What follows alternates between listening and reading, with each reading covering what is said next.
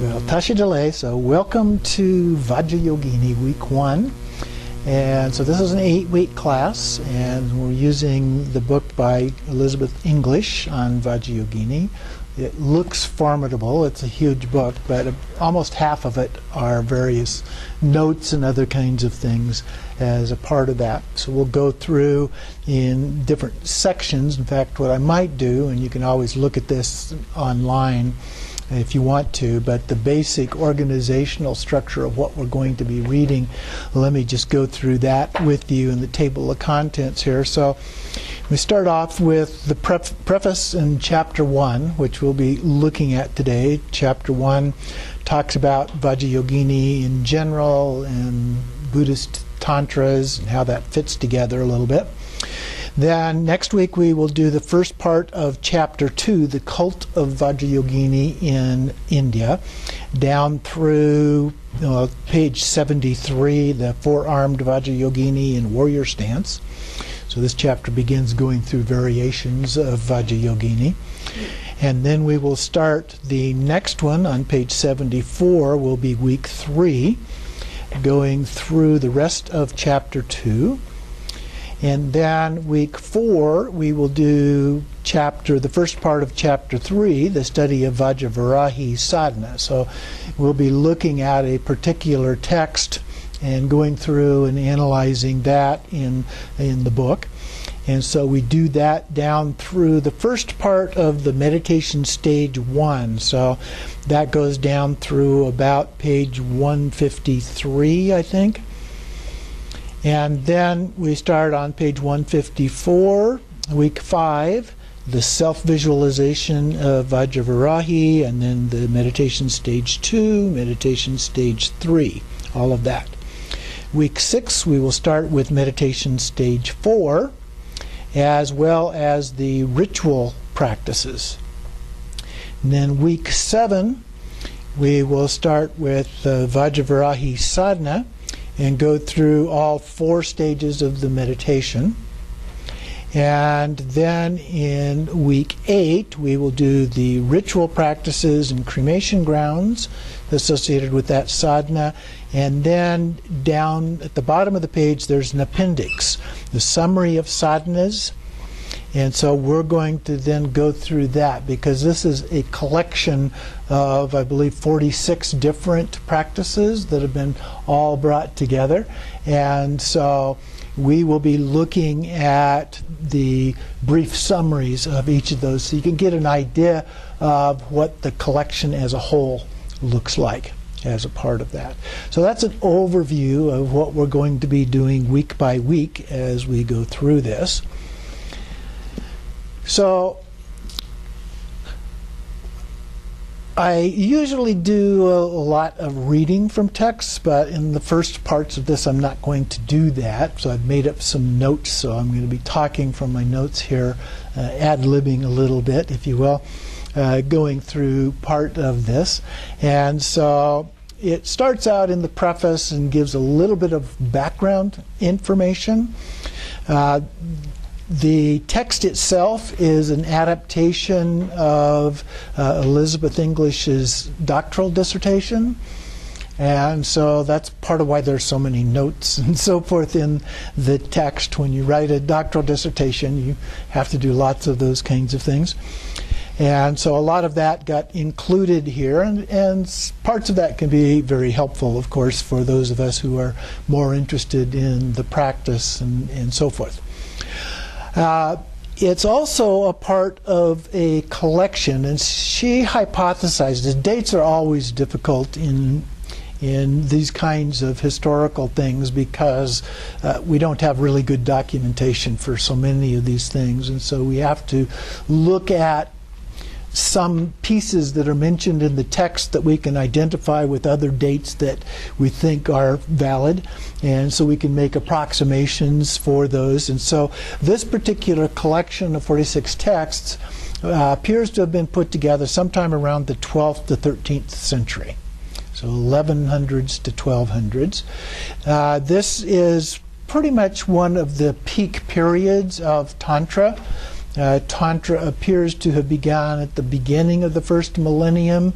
We don't know exactly when that happened. There are various theories of that, and we'll talk a little more about that in a minute. But it really began to flourish. We began to see the first texts, particularly Buddhist-related texts, in about the 6th century, the late 500s. We begin to see some of those. And so then we go through a period where these began to flourish up through maybe the 13th century, late 13th century. But of course, then Buddhism had moved into Tibet, where these things also were taken as a part of that dissemination. And it flourished in Tibet up through today, if you will. And some of that's been brought back down into India now, with many of the people trying to get out of Tibet. Excuse me. So the focus of the main part of the text here is on the Vajrayogini sadhana of Umapati Deva, who is the person responsible for one of the particular texts, the one that we will be focused on for the most part here. And she describes it as being more descriptive than interpretive, so she's not trying to interpret and understand and explain things, but really just describe it as it's given in the root text and other sources that relate to the root text, how that comes together to try and give a fairly literal understanding of how that might have been put together and used and so forth, but not speculating very much outside of that, as some texts tend to do. And then she talks a little bit more specifically about the book itself, and talks about the cult of Vajrayogini in India prior to about 1200 CE. And so within that, of course, as I just mentioned, we have Buddhist Tantra. And the variety of different methods and practices and symbolism and systems and all of that make up Tantra. And it's also important, I think, to point out, because of a variety of backgrounds that we may have, that Buddhist Tantra is unique from other forms of Tantra. So if you look at Tantra from a Hindu tradition and so forth, it's very different than that.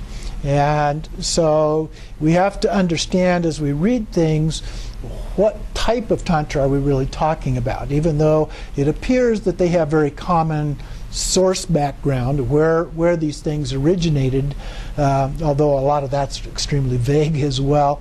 There are some basic theories about that, but there are also conflicting theories about it. So trying to ascertain exactly what might have been the origin and how that all manifested is highly speculative, based on assumptions that the scholars make about the various texts and the relationships of different groups and all kinds of things like that. Vajrayogini are often used interchangeably with each other, and there are some other variations of that as well. In fact, there are quite a few variations of Vajrayogini. But one of them is Vajrayogini and Vajrayogini. In fact, there are probably more sources for Vajrayogini than there are for Vajrayogini. We have a couple of Thangka paintings on the wall over here. The one, looking at them, the one on the right is Vajrayogini.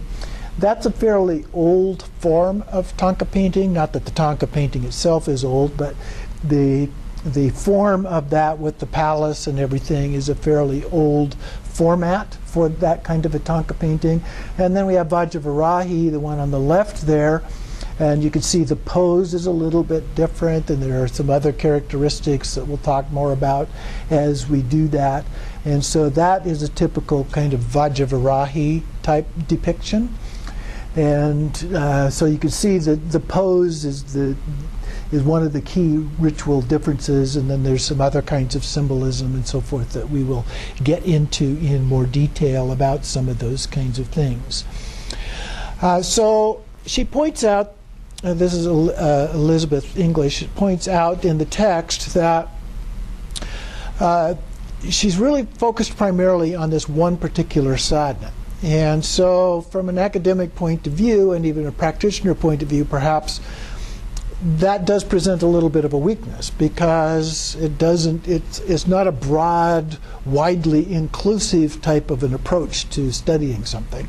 And so there may be some missing pieces that she doesn't really address as a part of that. But as I point out, when we're doing sadhana practices, you go with what the sadhana says. Sadhanas vary and things differ. You can talk about the channels, winds, and drops, and the chakras, and so forth. And one text may have 4 chakras, another has 5, another has 6. In one case, they're particular colors, and in another case, they're different colors, and so forth. And so the basic rule of thumb is whatever the sadhana says, which is a practice text, you follow what it says in that case. But it's important to remember, this is all in our mind. This is not something that's really real out there. And so it's in our mind. We can change our mind. We can change what we see, what we understand, what we visualize in our mind, and so forth. So it's really no different than that. We're just manifesting it in the particular way in that particular circumstance. She also points out that there's very little on the initiations. Sadhana, as I mentioned, is a practice text, and so the empowerments associated with these are usually covered in a different set of texts, and so there's nothing that really, there's some allusions to it, but there's really not a lot said about the empowerments per se in this case. There's also very little on where this actually fits in the broader context of sadhanas. It's in part of a collection, and she talks a little bit about that, and I mentioned the appendix, and we'll look at some of the other ones, and they are organized in groups in the collection, but that doesn't necessarily mean that they were related in that way in actual use. When they get divided up and used in many different forms and many different groups, it's a little difficult to ascertain how those related to each other. Although there are some of those things that we can understand, or at least in assessing them and analyzing them, we can figure out certain kinds of relationships, but within limitations as a part of that, because none of it, or very little of it, is actually written down and documented. And the other point that she made here is that it's also, some of the assumptions are provisional, that it's based on what she saw and interpreted in terms of reading of this and the other sources that she was able to bring together in order to make this happen. So as any good scholar would do, she's adding some caveats here.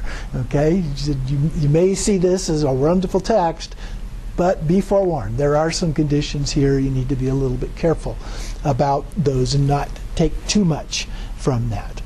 In terms of the organization, as I pointed out in the beginning of our little discussion today, there are only 3 chapters in the text, and so those are fairly broad chapters. Chapter 1 just gives an overview of the Tantric tradition and the particular collection that we're going to be looking at. And then Chapter 2 talks about different forms in the collection, forms of Vajrayogini, and also the ritual context and the cult within India. What was going on to the extent that we can understand that context. And then Chapter 3 is the actual study of the sadhana, and then a translation of the text itself. The appendix I also mentioned that we will look at gives several summaries of the various parts of the collection. Some of them are quite brief, so it doesn't go into much detail, but it gives a brief overview to have an idea of the kind of things that are also a part of the collection. So then she talks a little bit about the sources. Where did this come from, to the best that we know? Well, one of the things that we know about Vajrayogini is that it originated with Chakrasamvara. Now, you may be familiar with Chakrasamvara as a male deity, a wrathful deity, The practice is usually considered a part of what is designated by the Sarma or new schools of Tibetan Buddhism as a father tantra, in the idea of father, mother, and non-dual tantras. And so the father tantras tend to focus more on skillful means and so forth as a part of that, whereas the mother tantras tend to focus more on the wisdom aspect. And the non-dual tend to have more of a balance between the two.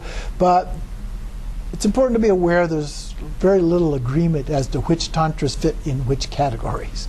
And as was pointed out in the book, the actual categories themselves changed over time. And sometimes they got consolidated together, sometimes they got divided up into finer categories, and so forth. And so we have that, and so Vajrayogini was the consort of Chakrasamvara in the earliest texts where Vajrayogini shows up. And that's how she was viewed, articulated, and so forth. But over time, she became an important deity on her own. And so that's the thing that we're going to be focused on, although some of our understanding comes from the Chakrasamvara Tantra as well as some of the commentaries on that. So that information was used in the development of the texts on Vajrayogini as a part of that. Other sources, the Blue Annals is a text that includes a lot of speculative historical information about where various things in the Buddhist tradition came from, the names and the dates and so forth, but it is highly speculative based on what scholars have been able to ascertain. And we're getting much better at being able to parse texts into separate parts and ascertain how they relate to other sources and so forth than was done in more ancient kinds of times, which is when the Blue Annals was written. But it talks about 6 texts of Vajravarahi as being one of the sources for these texts. And then the names are used somewhat interchangeably, as I mentioned, Vajravarahi, Vajrayogini, and in some cases other ones as a part of that. And sometimes they actually use both of the names in the same sadhana. One of the practice sadhanas that we use in our own group is one that does that. And so one place it's labeled as Vajrayogini, and another place the name of Vajravarahi is used. And so they are often used in a very interchangeable manner, if you will, as a part of that. And then there are also in here a fairly long description of some of the different lineages related to Vajrayogini.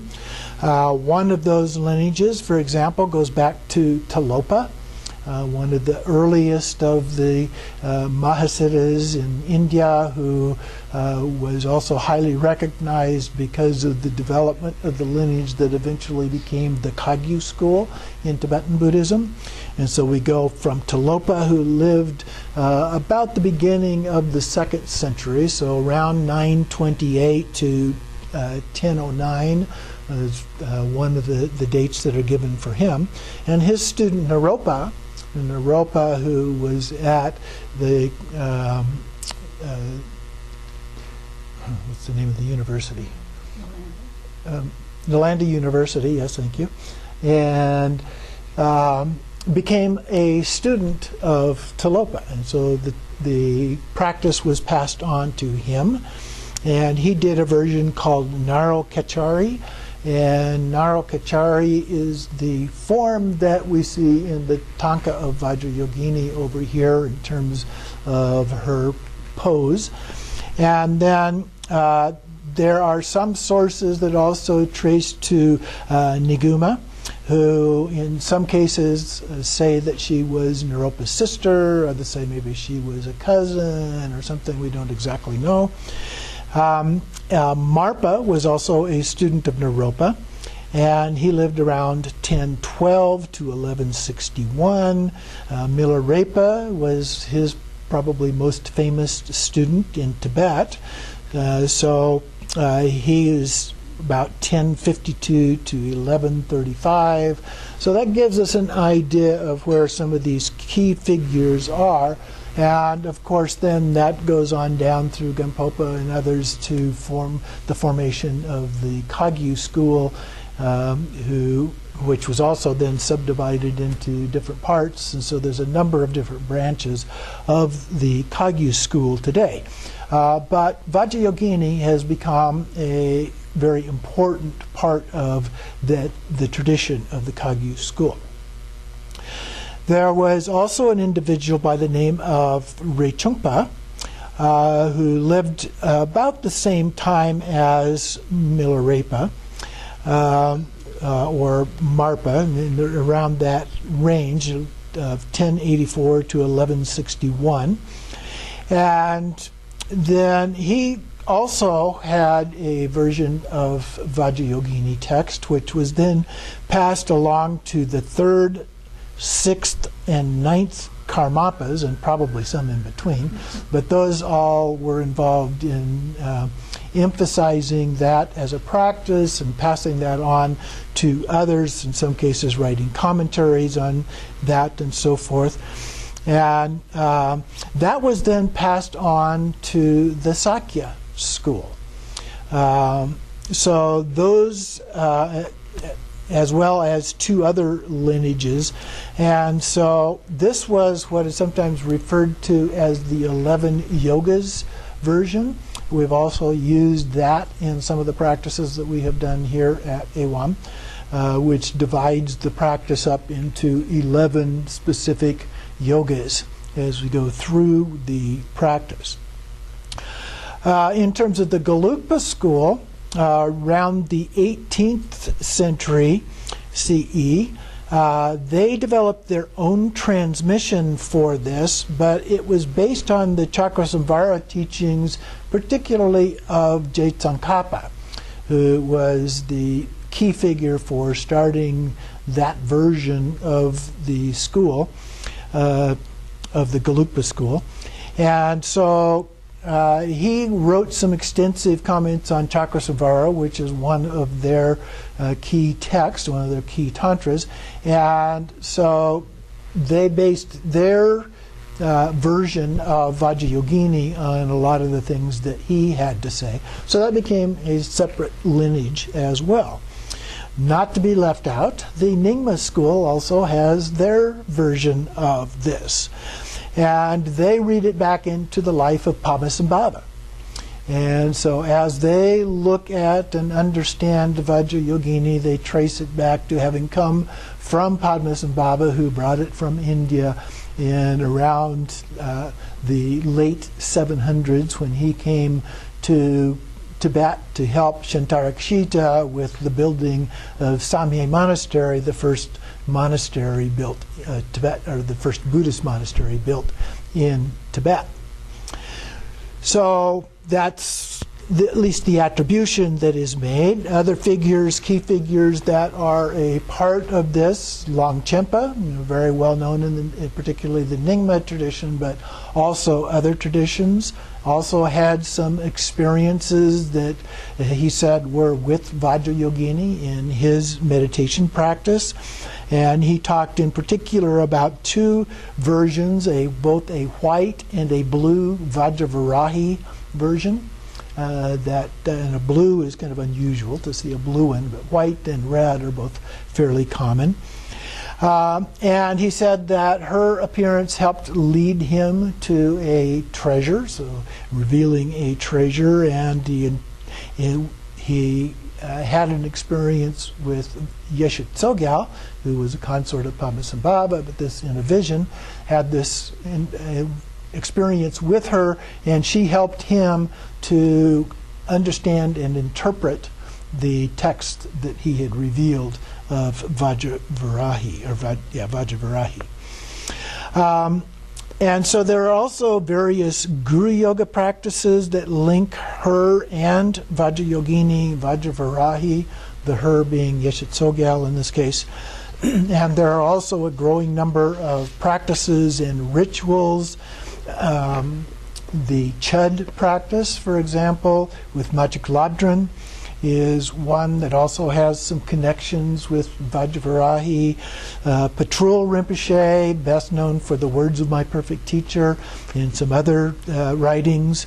He had a black form of Vajrayogini. So there's many of these different forms. Even the Bon tradition, we sometimes talk about different forms of the Bon tradition, kind of the animistic, shamanistic, original root religious tradition in Tibet, sometimes referred to now as the Black Bon, and the version which emerged at the same time as the second dissemination, although they trace it back much further.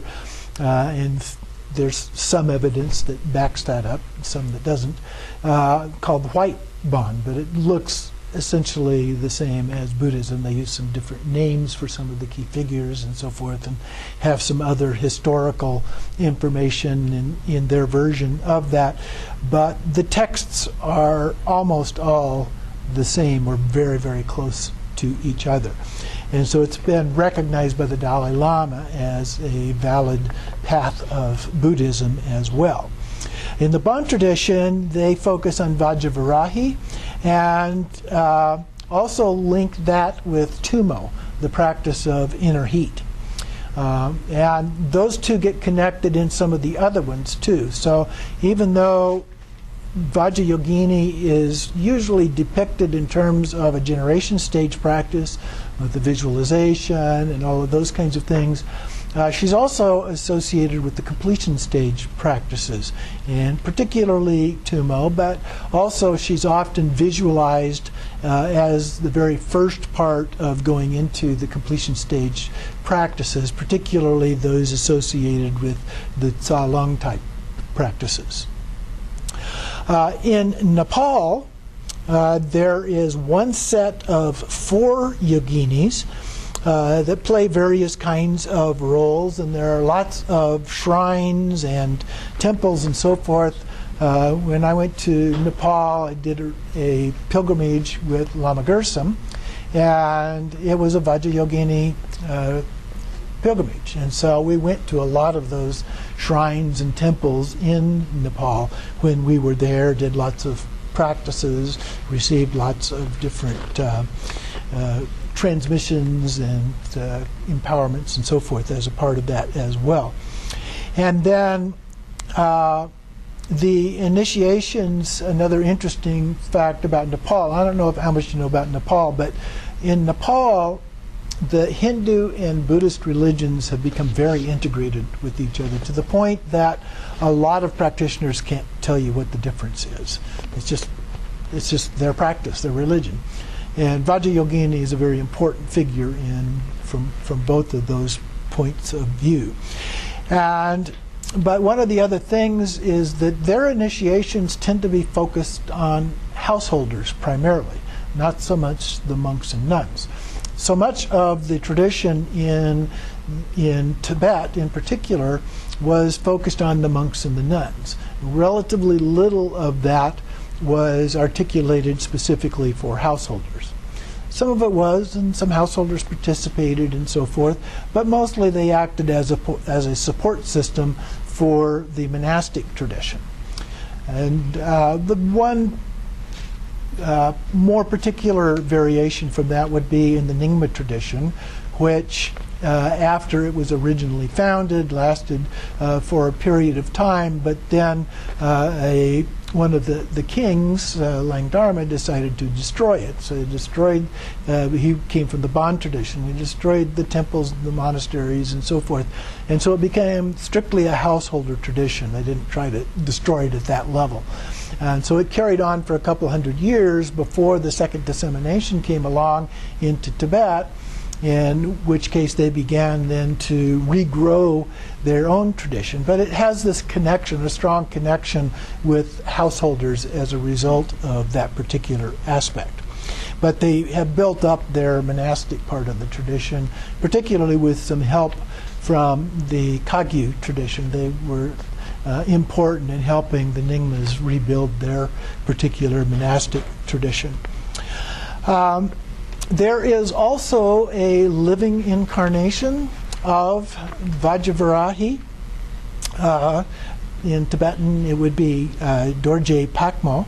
And she was the first abbess of the Bodangpa monastery at Yamdrok Lake.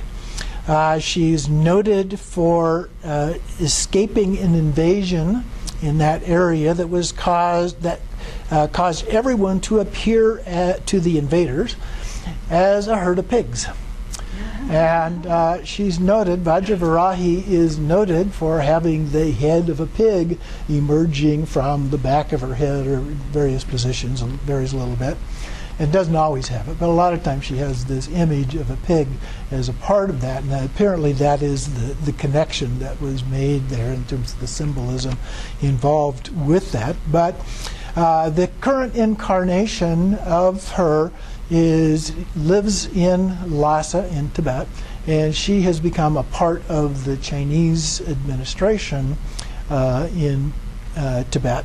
And Jane made an effort to try and contact her when she was there this past year, but it turned out not to be a very safe thing to do, apparently because of this connection with the Chinese that she had, and so she was told that it could put her and some of the other people in her group in jeopardy if they got involved. Yeah, she herself could have been put in a difficult position. She has Dorje Pakmo. Pakmo. Yeah. Is her Tibetan name. Oh, okay. And Choki Droma is her other name. Yeah. Choki Droma. Choki Droma, just pretty much like the sound. So that's just an overview of the preface to the book.